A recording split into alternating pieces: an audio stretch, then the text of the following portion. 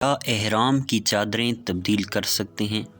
کیا فرماتے ہیں علماء دین و مفتیان شرع متین اس مسئلے کے بارے میں کہ عمرہ کے احرام کی حالت میں اگر کوئی نہانا چاہے تو کیا غسل کے لیے احرام کی چادریں اتار سکتا ہے؟ جواب سننے سے پہلے تمام دوستوں سے گزارش ہے، چینل کو ابھی تک سبسکرائب نہیں کیا تو چینل کو ضرور سبسکرائب کریں، ویڈیو کو لائک اور ثواب کی نیت سے شیئر کریں۔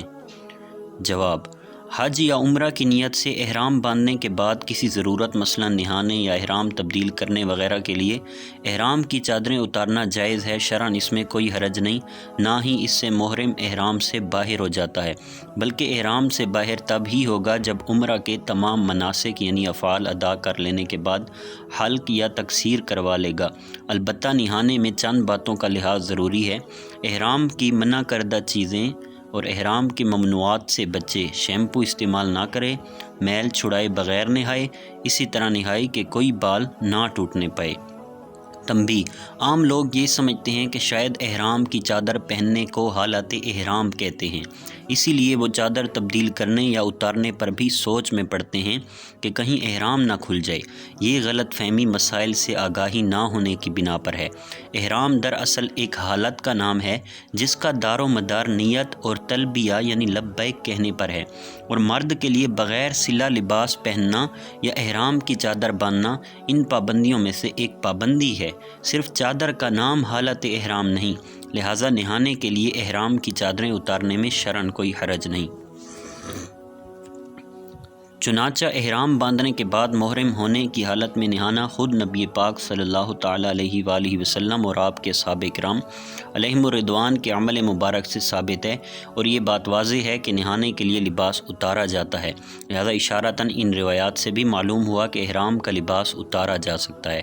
صحیح بخاری شریف میں حضرت عبداللہ بن حنین رضی اللہ تعالیٰ عنہ بیان کرتے ہیں کہ حضرت عبداللہ ابن عباس اور حضرت مسور بن مخرمہ رضی اللہ تعالیٰ عنہما کا مقام ابوا میں ایک مسئلے پر اختلاف ہوا۔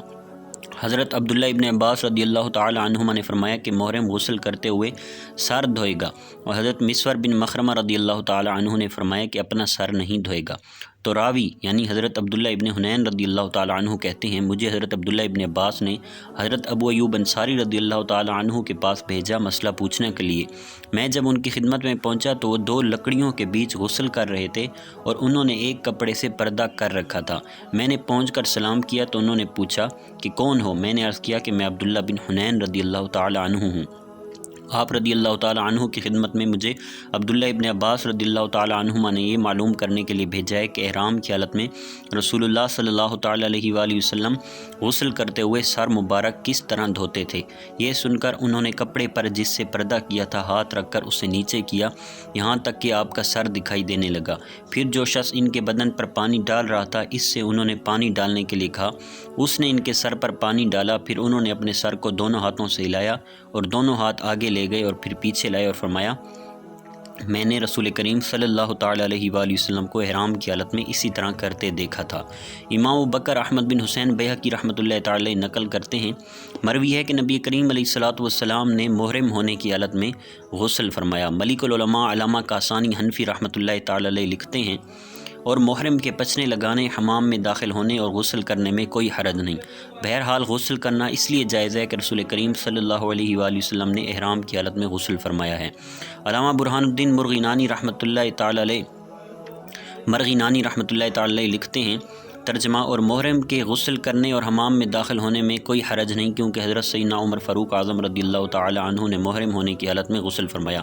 موسوعہ فقہیہ کویتیہ میں ہے، محرم کے لیے پانی سے غسل کرنے اور اس میں غوطہ لگانے کے مسئلے میں فقہاء کرام کے درمیان کوئی اختلاف نہیں۔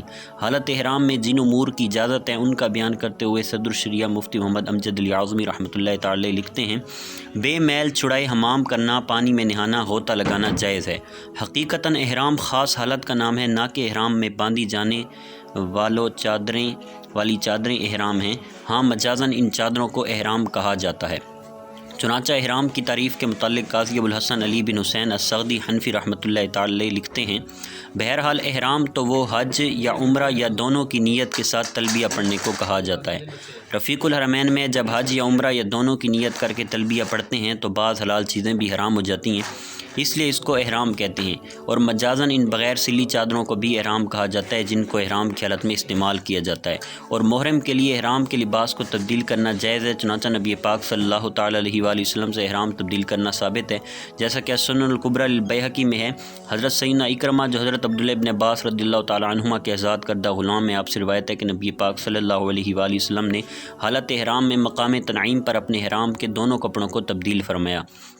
اور صحیح بخاری شریف میں ہے، امام ابراہیم نخعی رحمۃ اللہ تعالی فرماتے ہیں کہ محرم کے احرام پہننے کے بعد اسے تبدیل کرنے میں کوئی حرج نہیں۔ علامہ شمس الدین محمد عرفہ دسوقی رحمۃ اللہ تعالی حاشیۃ الدسوقی علی الشرح الکبیر میں لکھتے ہیں، اور محرم کے لیے یہ جائز ہے کہ جس لباس میں احرام کی نیت کی تھی اسے تبدیل کر کے کوئی اور لباس پہن لے، خواہ نیچے کا لباس بدلے یا اوپر کی چادر کو بدلے۔ واللہ اعلم عز وجل ورسولہ اعلم صلی اللہ تعالی علیہ وآلہ وسلم۔